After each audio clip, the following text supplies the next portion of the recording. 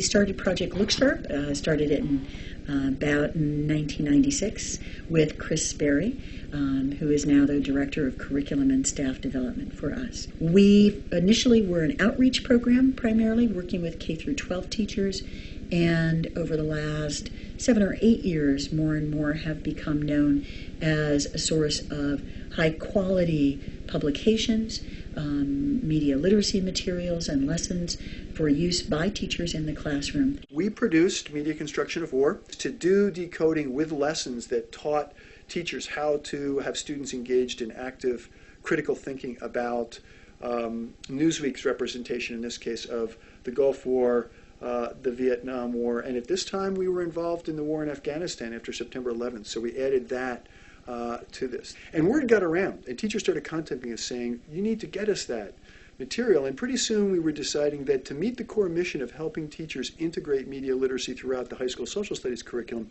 we needed to provide these key materials. When we contacted Newsweek, they said to us, well, that sounds cool, but you need to pay us. Not only would we need to pay for each image, but we would also need written permission from the photographers and the subjects in the images. Osama bin Laden, Saddam Hussein, Ho Chi Minh. When we describe that story to teachers in workshops, we usually say, what was Newsweek telling us? And the answer is, they were telling us no. Here's Newsweek magazine. The media company that creates the images that our kids and we take in as reflections of history and of news and of reality.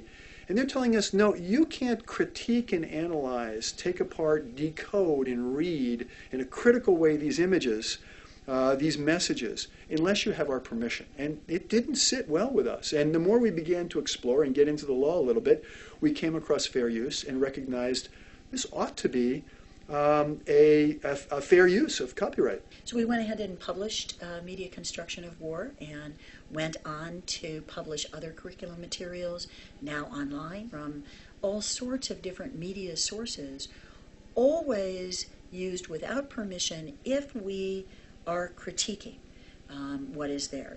And when they begin to get an understanding of what the intention was behind fair use, then it becomes immediately evident that they not only have the right to, but the responsibility to not only repurpose these materials in the classroom, but in fact to also share those. And that's what Look Sharp has been doing, to provide it to tens of thousands of teachers around the world. With Media Construction of War, once you can show compelling images of the leaders of countries with whom we are at war and compare the way in which Newsweek framed Ho Chi Minh and Saddam Hussein and Osama bin Laden, you can tell kids that those leaders were viewed in different ways.